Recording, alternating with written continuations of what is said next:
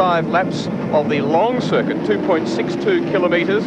That gives us a race distance of 91.7 kilometres, and it truly is one of the best fields I've seen in a touring car race for a very long time. 34 cars are on the grid, headed by that man, Peter Brock, taking pole position yesterday in a quite sensational time of 1:14.3. That's 126 kilometres an hour. And I reckon that any one of about 5, 6, perhaps even 7, if you wanted to stretch a point, cars and drivers have enough speed and or experience to win the race. It really is a beauty, and this is the way the top contenders will line up. Yesterday, Peter Brock's Holden Commodore became the fastest touring car ever to lap Oran Park. Fresh from driving his monstrous 300km/h Porsche at Silverstone, Brock is red hot. He recorded pole position on a 1:14.3. Beside Brock on the front row of the grid is the outside chance 1979 Australian touring car title holder Bob Morris, back in a Mazda RX-7, 1:14.5 seconds. On the second row of the grid is the lad from Liverpool, Steve Masterton, in the controversial Ford Falcon. Masterton's best time yesterday, blasting around Oran Park, 1:14.8 seconds. Lying in third position in the Australian Touring Car Championship from Wollongong in New South Wales, driving a Mazda RX-7, is Peter McLeod on a 1:15 seconds. That's half a second slower than Bob Morris. Last year, George Fury recorded pole position at Oran Park for the Australian Touring Car title. This year, he was 0.1 of a second faster, 1:15.1 in the Nissan Turbo. Alongside him on the third row of the grid will be the cat amongst the pigeons in today's race, Alan Grice. A welcome return in the Holden Commodore, a 1:15.3 seconds.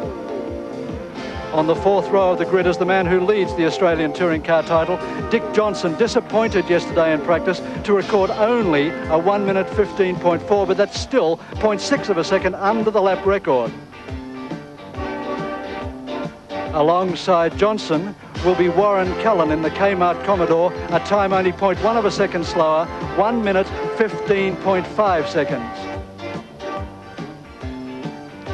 The youngest man in the top half dozen drivers is Steve Harrington in the Holden Commodore, a time yesterday of 1:15.8 seconds, and he too was under the lap record. And alongside Harrington is Terry Finnegan, the specialist Sydney driver, who now has sponsorship and therefore can contest the Australian Touring Car title, 1:16.1. If some of those names, cars and drivers, sound good enough, imagine then that you've got Jim Richards in the BMW on the 11th grid position, Murray Carter on 12th, Andrew Harris on 13th, Fred Giesler 14th, Mike Bergman 15th, Gary Wilmington 16th. A really sensational class field. Should be a tremendous race. Will be very hard. Bob Morris still with his door open. The door closed at 10 seconds. Peter Brock, pole. 5 to go. Long circuit, starting to creep. Masterton and Cullen both go. Cullen got a bad start. Masterton a brilliant start and will hit the lead without any shadow of a doubt. Blasts off Bob Morris, who tries to slot in. Johnson going with him. Brock, though, is between the two of them, so it's Falcons 1 and 3, Commodore second, and no, Falcon fourth, as Bob Morris, Mazda, goes third.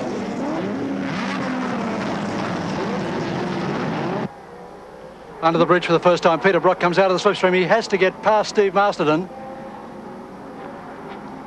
Because if he doesn't, Bob Morris will want to have him very quickly. Masterton a half loose, Brock through, Morris also. Now Masterton's got a problem because the heat that's generated by Bob Morris's car is great, and it can cook the Ford Falcon very easily. Johnson, a great start, much better placed than I think they expected. A lot of people say Johnson not a potential race winner. The champion deposed last year by Alan Moffat, the winner the 2 previous years. Peter McLeod, Steve Harrington. Terry Finnegan. Former Brabham single-seater driver. 1 minute penalty. Steve Masterton. Nasty surprise coming round for him. Will probably put him off. He's slowing anyway as Johnson goes by. Masterton in trouble. Behind Finnegan, we've got Cullen, Wilmington, Harris. So Grice hasn't come out of it very well. Brock 1.02 seconds in front of Bob Morris. 1 lap down, 34 remaining. Steve Masterton goes to the pits. Great disappointment for the Sydney driver. Peter McLeod being harried there by Steve Harrington. Second at surface, McLeod. This the pack further back. Brock, Morris, Johnson, McLeod, Harrington, and Jim Richards is in the pits as well, and George Fury. Here's two that didn't fare well in the opening lap. We didn't see them up front, and look at Morris flinging the Mazda around. Johnson's third now, with Masterton going out. Dear oh dear, shades of Simmons Plains all over again when both Fury and Alan Moffat stopped on the first lap, and now some of the quality field taken out before the race really gets underway. 1 minute penalty being given again. Warren Cullen, who was behind his teammate Andrew Harris anyway. Coming up for completion of lap 2, and it is the flying Peter Brock from Bob Morris, Dick Johnson, Peter McLeod, Steve Harrington, 14, Terry Finnegan. But this man in flying form, and what a difficult mission Peter Brock has. He's dropped one round, and so in the series, he's sitting quite a long way behind Johnson. He's on 73 points to Johnson's 91, but Brock drops another, the second last round at Lakeside, when he competes at the Le Mans 24-hour race in 3 weeks' time. So he has to really optimise his points here. Johnson, on the other hand, says, I've just got to stay cool, collect some, not let Brocky's margin get too great, and do well in the remaining 2 rounds. Alan Grice also heads for the pits. There he goes. So Gricey's out of the motor race as well. Could it be the heat of Oran Park today? It's far hotter than people had expected. And it is a warning for tyre wear later in the event. Bob Morris, 2.33 seconds only in arrears. And remember that around this Grand Prix circuit, although Morris is chucking the Mazda very ferociously around the place, we've got Mazda also in fourth with Peter McLeod behind Dick Johnson in third. New lap record for Peter Brock, 75.34 seconds. He's taken half a second off Alan Moffat's best time last year. Peter Brock this morning was doing a 14.4 with full tanks and race tyres. He is red hot at the moment. His drive in the Porsche 956 at Silverstone 2 weeks ago has done him no harm at all. Steve Harrington goes to the pits. I hate using the word, but the attrition rate is unbelievable.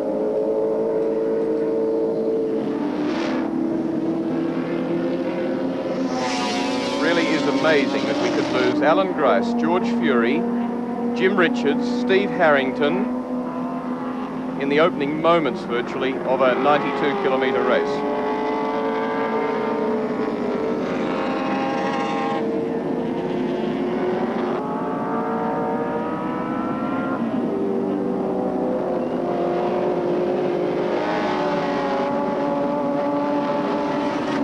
Peter Brock now through Castrol Curve.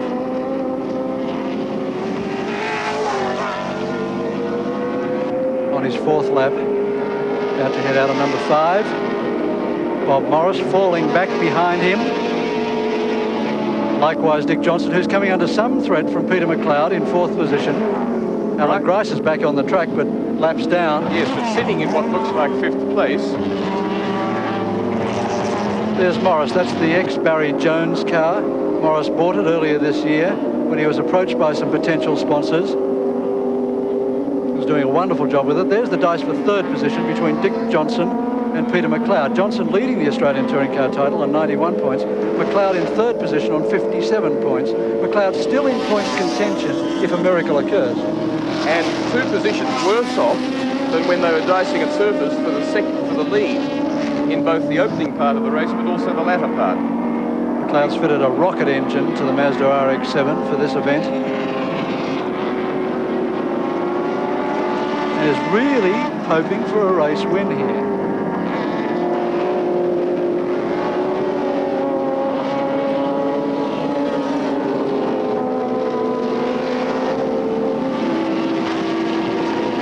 Behind Johnson and McLeod in third and fourth.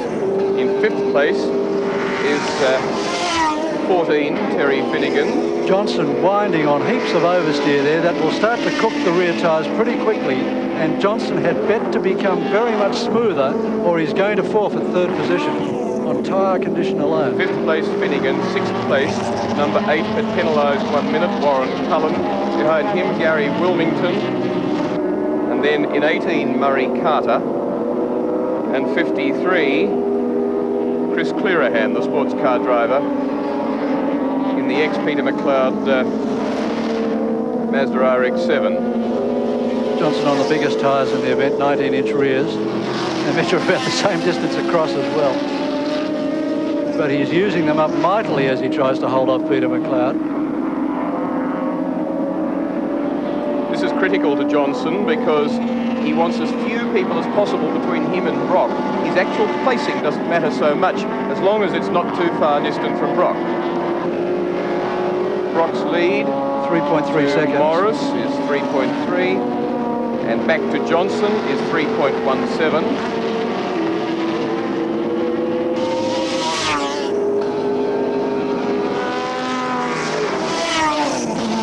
Our 80 gets the black flag. That's Ken Harrison's escort. And a massive blow-up by an RX-7 Mazda who's putting... It's Murray Carter. It's Murray Carter.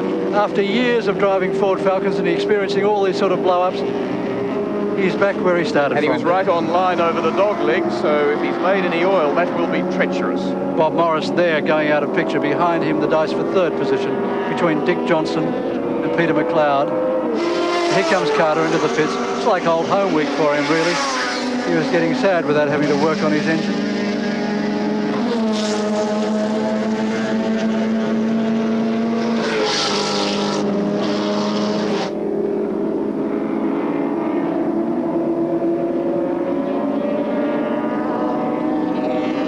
Massive job for the Mazdas to get past a car like the Falcon. Morris was talking to me about it yesterday. He said the only places really where we can pass are perhaps down at Castrol Corner, and then they'll blow us off again as they come down the straight. But a lot of the circuit is too tight for even a faster car through the corners to get by.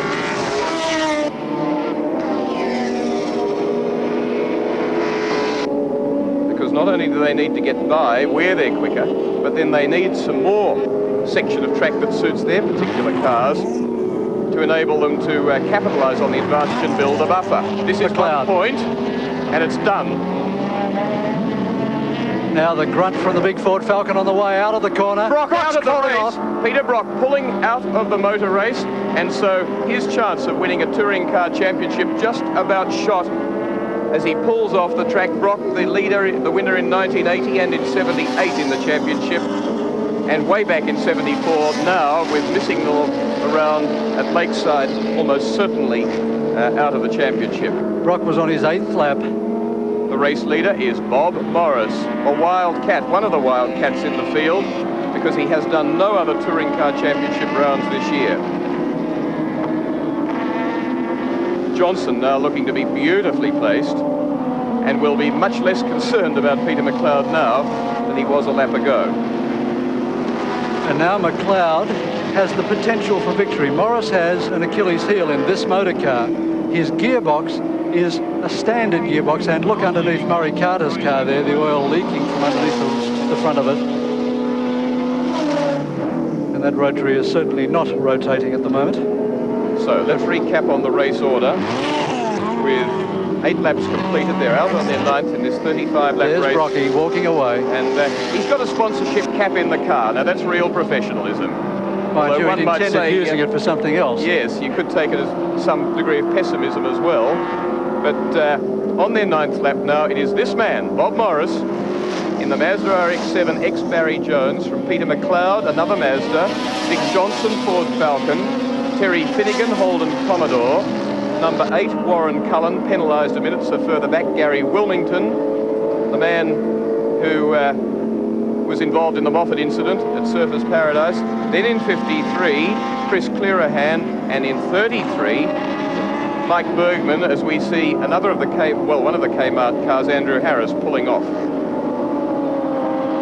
Bob Morris has a critical problem with this motor car. He's running almost a standard gearbox. He's got to be terribly easy on the gears. A bit busy on the wheel there too. as the escort really, I think, didn't know he was there. If he comes under pressure from Peter McLeod, it is possible that Morris's gearbox could go. Morris is on his 10th lap. A very interesting possibility. Peter McLeod on Bob Morris, I think, shouldn't be ignored. McLeod, much more familiar with what you can do with the tyres of a Mazda over the distance of this race. He was third in this race last year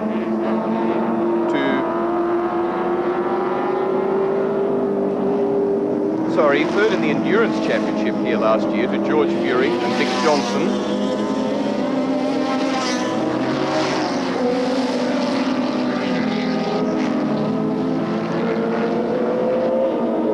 There he is.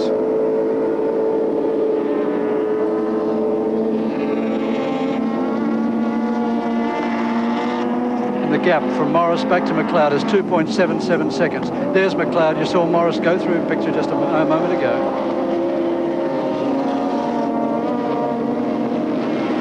Would be a tremendous bonus for McLeod if he were both to win the race and to finish in front of Johnson. He's on 57 points to Brock's 73, Johnson's 91. So it's still a tough task for him. He has a car that's known as the most reliable in the series. That's the situation with 25 laps remaining.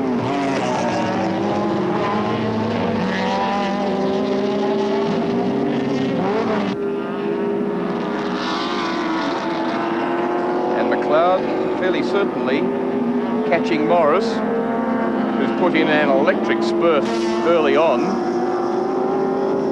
But just the consistency, the man that a lot of people were impressed with up at Surfers, doing very well.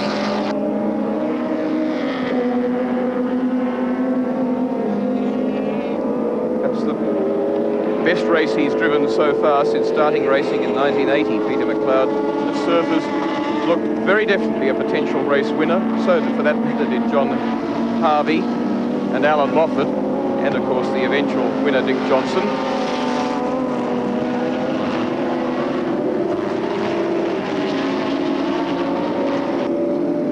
News from the pits. Steve Masterton had his water pump belt fall off, and the car's now too hot for him to be able to put it back on again. George Fury was in some sort of difficulty out there, and he just walked into the commentary position. George Fury, you were just one of many that fell out in the first laps. What happened? Well, I'm afraid that Alan Grice used me for his brakes on the first corner.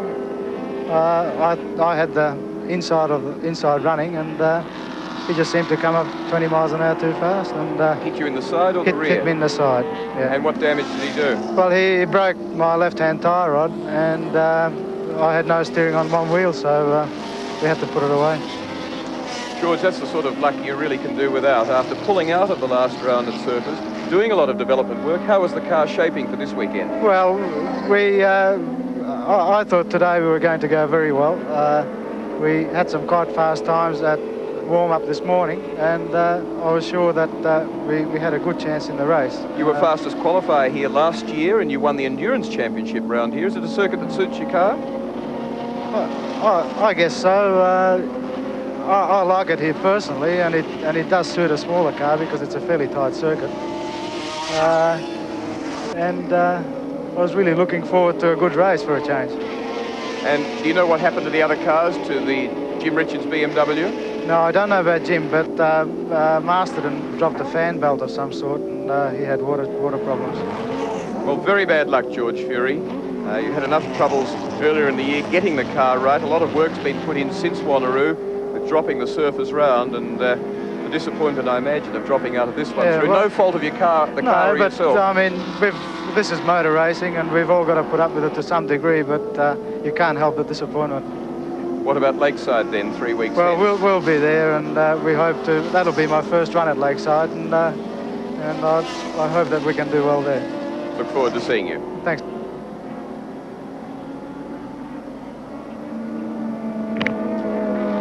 .96 seconds is the gap from Bob Morris back to Peter McLeod in second position. And a car into the fence. It's not a good spot to be. That's Les Gross in the Capri, and it's at the bottom corner, just before the bridge, the slowest corner on the circuit. So in that sense, drivers probably make better arrangements to get round it, but it's right on line.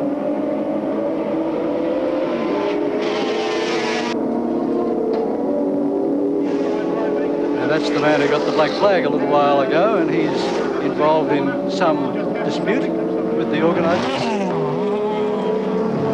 Bob Morris, the race leader.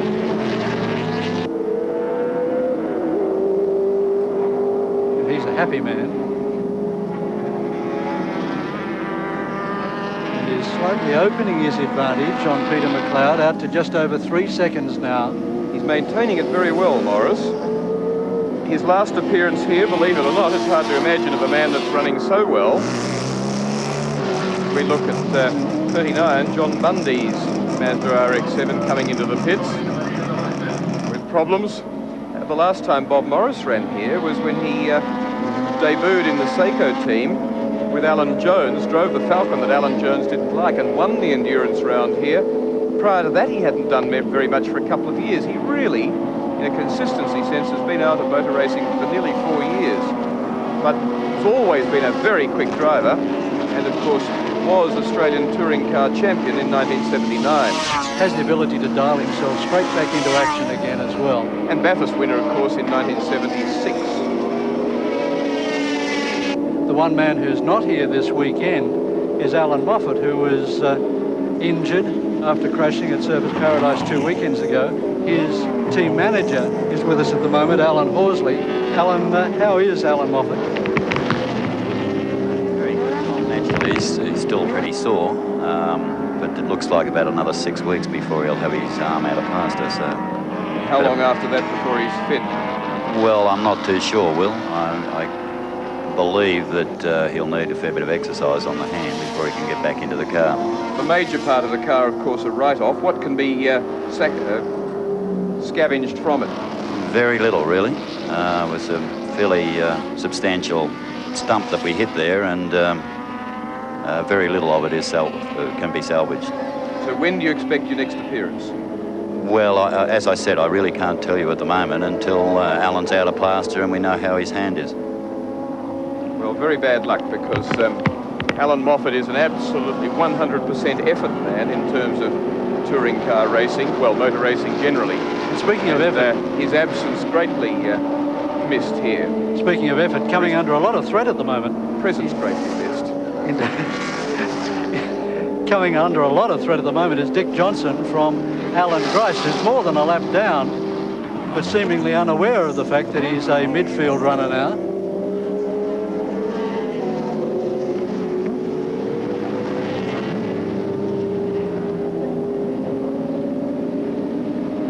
In fourth place behind Johnson is Terry Finnegan in number 14. And here goes Grice. Best placed Holden Commodore. Grice intent on making life uncomfortable for other competitors, and Johnson fairly intent that it not worry him. Well, Johnson would be best to stay right out of any urges to take on Alan Grice, because it's not going to do him any good in the championship fight. Johnson sandwiched by retirees, because Steve Harrington behind him is another who's had a call to the pits, and so the car's either side of him. We look at 53, just recovering from a spin. Chris Clearahan, sports car driver. Chris Clearahan actually running in 7th place. Sorry, 9th place. Or he was.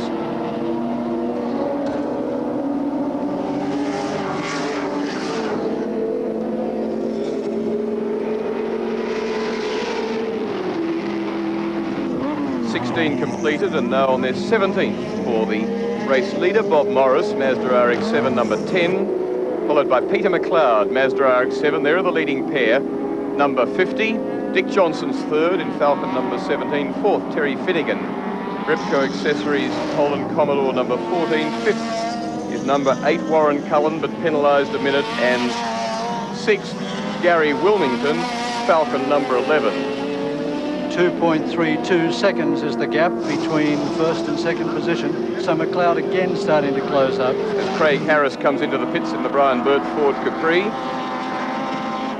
And Morris really doing a superlative job. Only about his third outing in that Mazda RX-7, and they've done absolutely nothing to it under the bonnet. Doesn't have a gear ratio chart for the car. And doing a tremendous job. You saw earlier on, he really was chucking the car about with enormous vigour. Dick Johnson 10.03 seconds behind Bob Morris in third position. Gap 1 to 2 is 2.55 seconds. So fairly constant. And let's remember, with 18 laps remaining, so that's a very small gap indeed, with that much time for Peter McLeod to work on the problem.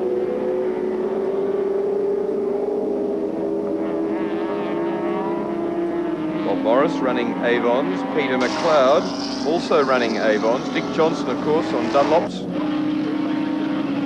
That's the Capri, Craig Harris, the 18-year-old driver from Queensland, who undoubtedly in years to come will be a man to watch. Finnegan on Dunlops, so the leading two cars at the moment on the latecomer to the local motor racing scene, Avons. Tyres which Peter Brock decided not to run on today. He did use them at some stages during qualifying, and this morning he ran his car very hard for about 5 laps in a warm-up, full tanks and race tyres, and in this case Avons, and was doing start off at 14.4.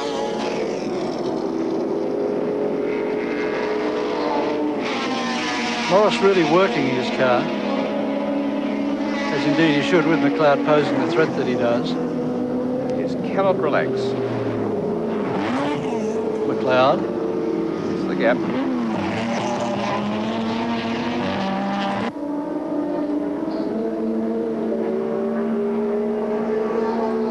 Bob Morris, the man pioneering the way through the cars at the tail end of the field, and he therefore is the first to notify them that the field is coming. Usually drops a little bit of time by comparison with the cars behind, who have an easier passage.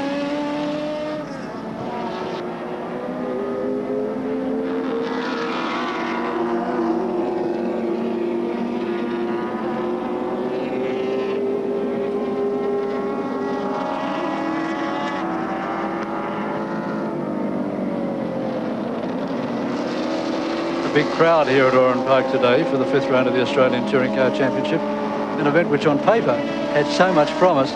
What a great shame to see so many of the drivers drop out as early as they did.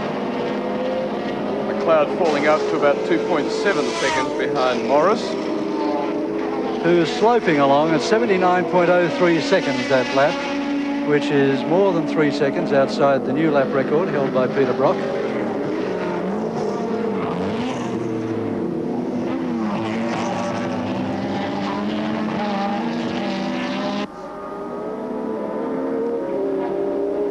Morris is on his 20th lap at the moment with 15 remaining as he overtakes Joe Moore in the old Ford Falcon.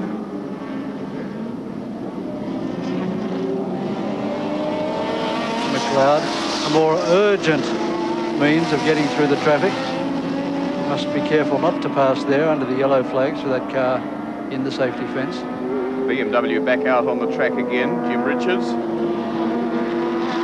Oran Cullen seen very briefly there, holding down fourth place in car number 8. Terry Finnegan really sliding sideways in 5th position as he sets out in pursuit of Cullen. So those cars, that's the gap from 8 to 14 between 4th and 5th.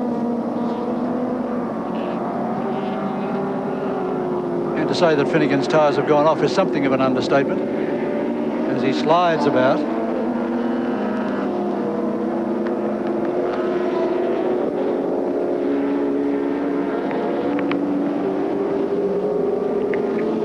That's the situation on the track, of course, but Cullen has a 60-second penalty from moving at the start.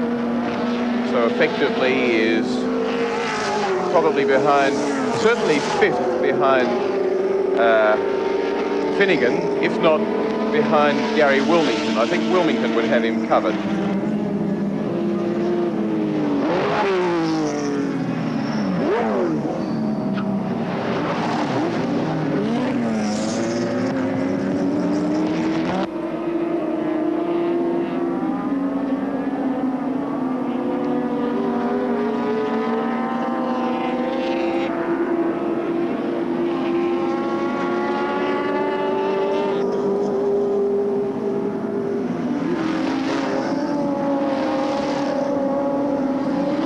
Finnegan, with new sponsorship, has allowed him to contest the Australian Touring Car title.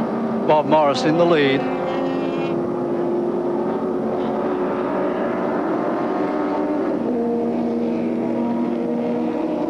And Morris's lead extending now to 4.38 seconds from Peter McLeod.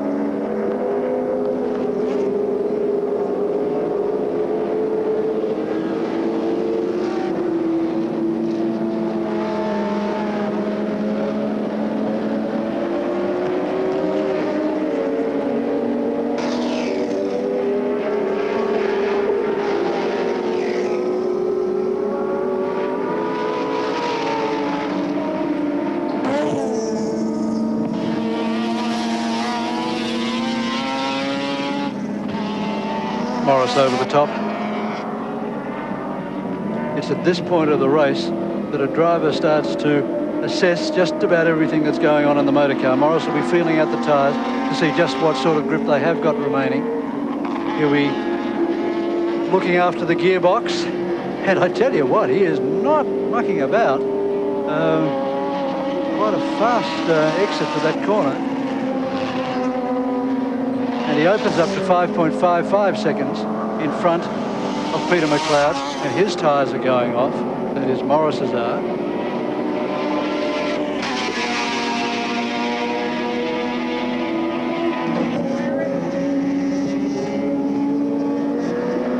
That's about 5 seconds, really doing a great job. And a fairly adventurous move by him to get into the improved touring car in the last less than 1 year of the formula. Mind you, he got in fairly cheaply, and because the cars are becoming worth less and less, there's the man that's trying to catch him but doesn't seem able to. The man lying third in the championship, Peter McLeod. A crash in the opening round at Sandown, 2 fourths in the following round. Simmons and Wanneroo, Tasmania and Western Australia respectively, and then a great fighting second place, close, very close to a victory at Surfers Paradise in that very difficult and slippery race, as Joe Moore comes into the pits from the tail end of the field. Dick Johnson has had 2 second places, a third, and victory at Surfers. Peter Brock, 2 wins and a second of the races he's contested or finished. Didn't contest the 4th round and failed to finish this one.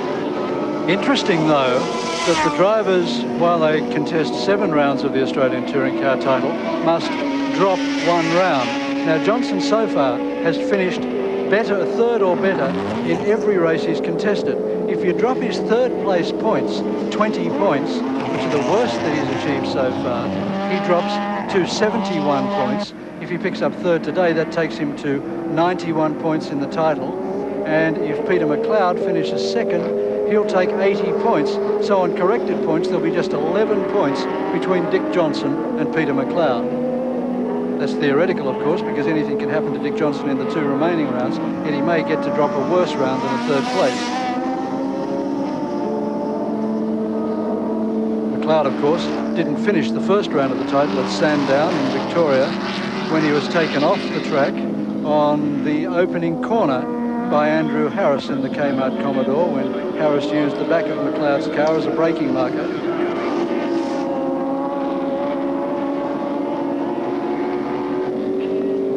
The retirement of George Fury at Oran Park through a minor accident was not only unfortunate but unusual. Team manager Howard Marsden was telling me yesterday there's some carnage occurs at Amaroo. They have been taken out of races with accidents 8 times at Amaroo Park since in the last couple of years.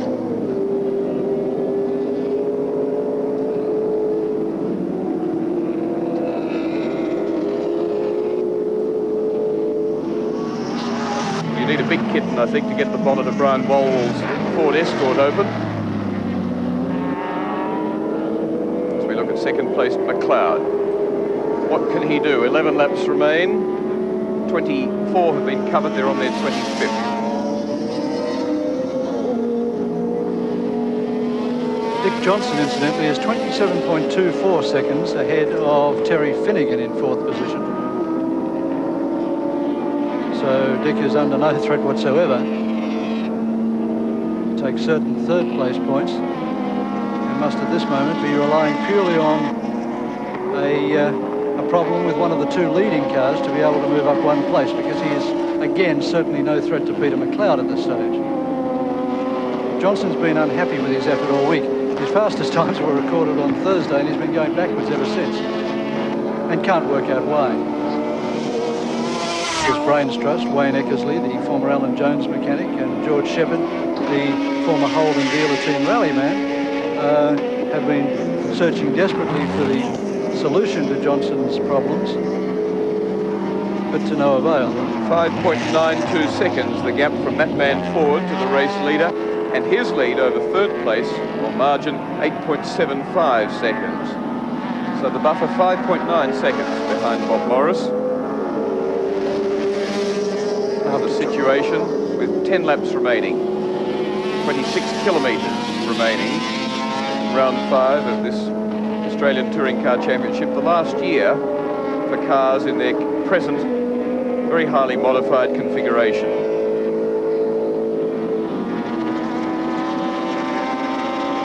And for Alan Moffat, undoubtedly watching this at home in Melbourne, it must be doubly frustrating to contemplate just where he could have been in this event. Steve Harrington comes to the pits for the 2nd time.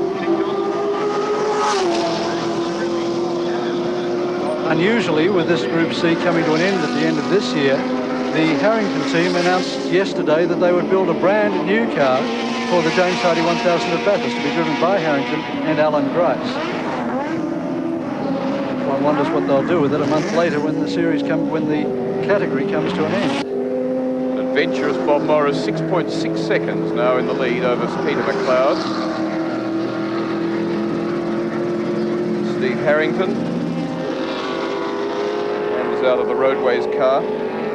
Father Ian Harrington, an expert in building roads down in Tasmania, advising the new Oran Park owners on track reconditioning and perhaps relaying.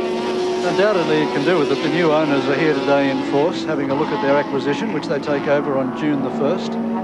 And they've announced that they will certainly maintain motor racing at Oran Park and are looking to do quite a number of spectacular things, not the least of which is a drag strip, as Castlereagh Dragway is now closed. Perhaps a speedway in the bowl, all of which augurs well for Oran Park, a circuit which has been under some sort of a cloud now for a number of years, and certainly in jeopardy. You're passing the housing, or Bob Morris is driving through the housing development right now, if you listen to some of the rumours. It's often been under rain clouds too, as I remember. Indeed, in the halcyon days of Oran Park, this crowd here, which is monstrous today, by comparison with recent years, would have been very small compared to, say, 10 years ago.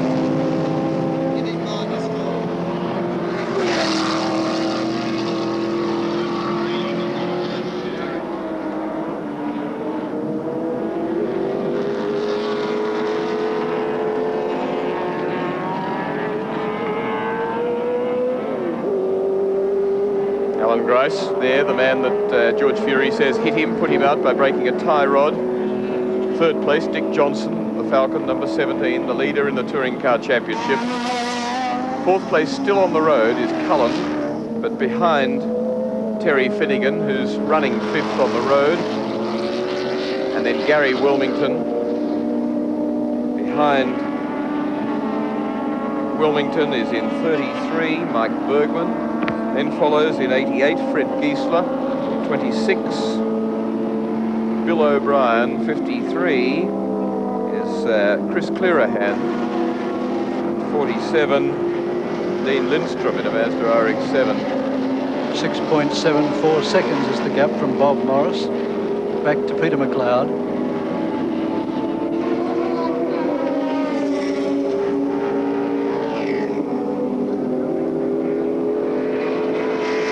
gap from McLeod to that man Johnson is in excess of that, it's around 10 seconds.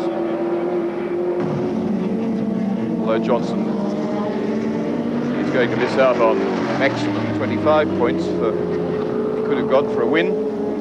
He's still going to be better off than Peter Brock, who is the man of most concern to him, although Peter McLeod will narrow the margin.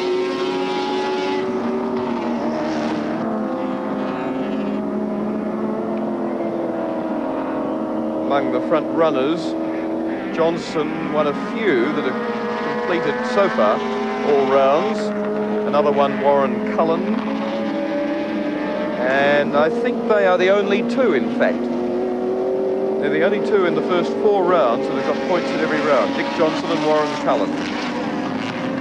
Morris records a 78.36 second lap, which is again some 3 seconds outside the new lap record, but quite consistent with the way in which he's driving this event at the moment. He's coming up to lap 7th place in car number 33, Mike Bergman. And Peter McLeod's got trouble, and he's slowing on the straight. And very bad news for the Slick 50 car. So as Bob Morris roars away, Dick Johnson suddenly is in this position to inherit 2nd place and to look very strong indeed. Morris is on his 30th lap, 5 remaining. This is Bergman that is in 7th, now 6th. There's McLeod going again, but going terribly slowly down the straight and hugging the fence as if perhaps he was trying to pass a message to his pit team, to his pit crew. But certainly he's charging across the bridge at an undiminished pace. Morris is currently on his 30th lap.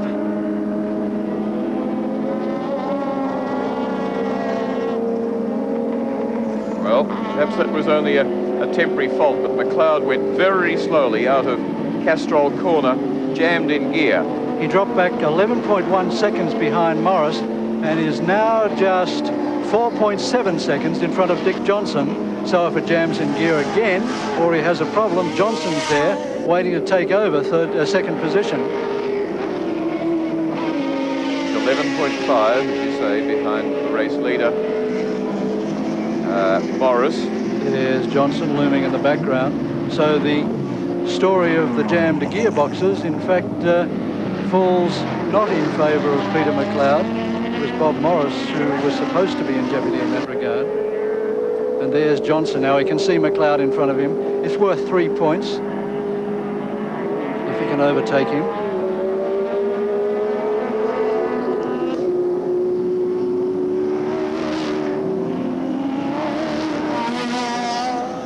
And we'll also give him a little extra prize money, about enough to pay for 1 time.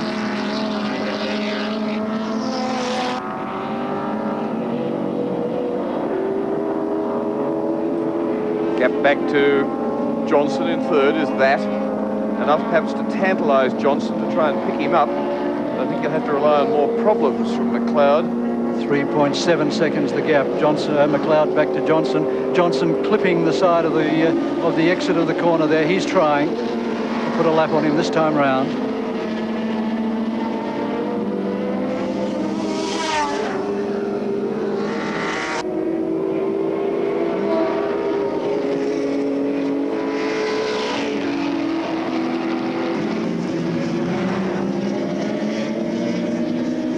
Again, 2nd and 3rd place cars there. A gap that once the driver sees another car in front on the track, it really does spur him on, even if he's got a race plan that says don't try and catch him. Johnson's been cruising for a few laps though, so his tyres should be in pretty good condition and he can afford to have a go.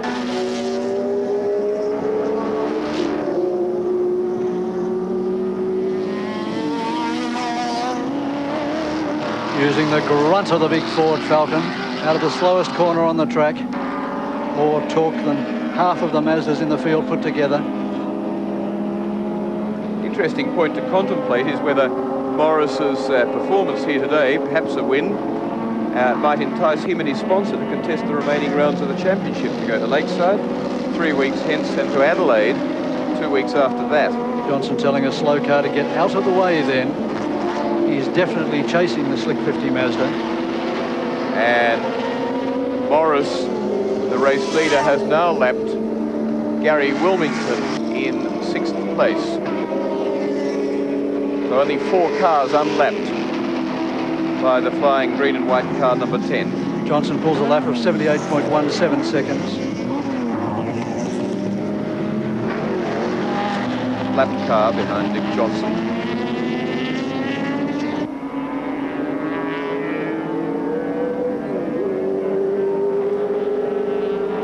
And is 2.57 seconds behind Peter McLeod. And there's only 2.5 laps remaining for Johnson to come up from 3rd place.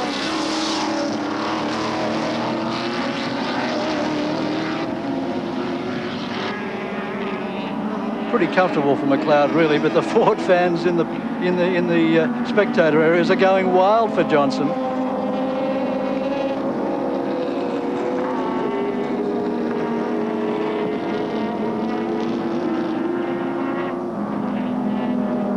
While the gap between McLeod 2nd and Johnson 3rd is minor, it's 11.3 from the race leader Morris back to McLeod.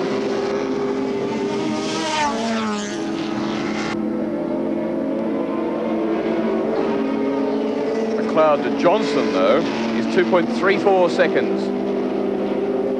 Now on the straight goes the big grunty Falcon, 5.7 litres. Revs to 7,500. Big engine, but Dick revs it very, very hard.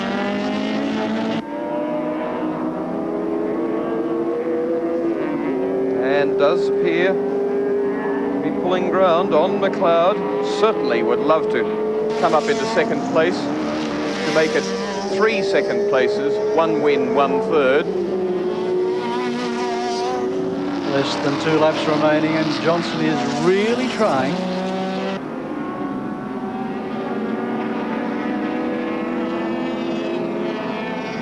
So's McLeod.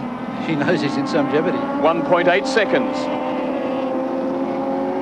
They're on their 34th lap. Will this be a hero finish by the Queensland hero?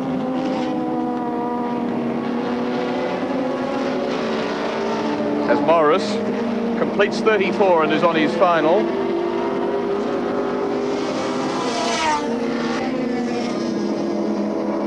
And people are starting to cheer even in the pit area as Johnson's out after McLeod, 1.3 seconds behind. Morris is 10.94 seconds clear of this dice. Down the straight, Johnson dives deep and pulls up onto McLeod, and the race leader, though, off into the tight, slow back section of the circuit.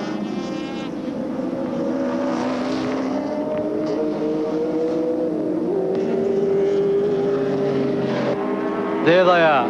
The race for 2nd position, 11 seconds behind the race leader Bob Morris. Dick Johnson now starting to get sideways. Perhaps his tyre's going off. Only half a lap remaining. It's going to be a drag race to the finish. Down at VP Bend will be the first chance for overtaking. Dick's got to give it everything until then to try and make up ground in a section of track that really suits the Mazda. Slow car in front of Peter McLeod. Can it balk him as they go up into NGK corner? Does. But equally, if McLeod gets through, and he does, it'll balk Johnson over the dog leg. Here comes Bob Morris to the finish line. 1 second only. Johnson not close enough, gets balked. Morris crosses the line, wins the 5th round of the Australian Touring Car Championship as McLeod fends off Dick Johnson, who cannot do it when will come home 3rd, but will remain in the lead in the Touring Car Championship. So the finishing order is Bob Morris from Peter McLeod, both Mazda RX-7s. Morris having his first run in the championship this year, and Dick Johnson, the series leader, coming home to a well-earned 3rd. Race time, 45 minutes and 35 seconds, and an average speed for that man, Bob Morris, of 119.9 kilometres an hour. Gary Wilmington, you saw waving there, came in 5th place because the finishing order behind those 3, Morris, McLeod, Johnson, was Cullen in car 8, Holden Commodore, Terry Finnegan in Commodore number 14, but Cullen had been penalised a minute, goes back from 4th place on the road. and Gary Wilmington 6th in the Falcon number 11. Followed then by Grice, worked his way up to 7th place, car number 6. From 33, Mike Bergman, another Mazda, 88. Fred Giesler in a Holden Commodore, and 26, Brian Bolwell in a Ford Escort. Well, what a great effort by the Kangaroo Valley driver, Bob Morris, who virtually retired from racing to a rural life. Last appeared here 2 years ago to take an endurance championship win in a very difficult car to drive. The Falcon, owned by Paul Jones at the moment, crashed at Amaroo last weekend. But Bob Morris shows he's got all the speed and the form of any of the front runners virtually in the Touring Car Championship. A great effort by him. Qualified equal 4th with Fury in practices yesterday, but then went out in the second session and was only 0.2 of a second slower than Peter Brock. A great effort. Alan Grice pulling by, and any moment now we'll hear from the race winner, and it'll be a very delighted one, I'm sure. Perhaps a rather weary one, Bob Morris. John Smales is down there.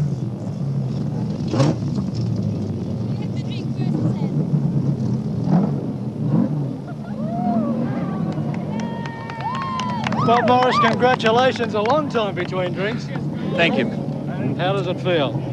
Well, it always feels good to be a winner, and because it takes a lot of people to make a winning combination. Peter Malloy told me that once that the driver's only 5% and the car's 95%, and it's the guys that put the car together are the other 95%. Bob, did you expect such an attrition rate at the outset? Well, I didn't really know who was falling where, but the idea was to get in and push as hard as we could, and you know, I guess something did fall off Brock's car. I saw it fall off under brakes, and whatever fell off, went straight off the end of the straight, and I knew he was in plenty of trouble. Were you feeling fairly confident on Brock at that time? Yes, I was holding him fairly easily. I was looking after the tyres, and I knew it was only a matter of time before, you know, he used up what he had, and we could move in for the kill virtually. Will we see you in the last 2 rounds of the touring car title, Bob? Well, not unless the promoters have got plenty of money. This is the situation after 5 rounds then in the Touring Car Championship, as they go to the final 2 in Queensland in 3 weeks' time, and to Adelaide 2 weeks after that. Dick Johnson and Warren Cullen in 1st and 4th place are the only 2 who have scored in all rounds and will therefore have to drop a round. But even if they did that, they still return their 1st and 4th place, although Johnson comes back to only 11 in front of Peter McLeod in 2nd. But what did happen to the early series leader, Peter Brock? Peter, the hard luck story of the race, what happened? Well, the tail shaft broke. This particular item here, well, we haven't broken one before, and one presumes you're always going to break something sometime. Could the surface crash have done it? Yes, I think probably it strained things a little bit. We were just talking about it a moment ago, and that probably is strained it, yeah. Well, here's hoping you don't have the same problems at Le Mans in 2 weeks' time. No, here's hoping I do a few more laps. Peter, thank you. Thank you. And while Peter Brock is at Le Mans in 2 weeks' time, we'll be at Lakeside for the 6th round of the Australian Touring Car Championship, now led by Dick Johnson from Peter McLeod in 2nd position. On behalf of Will Hagan, John Smales for ABC Sport.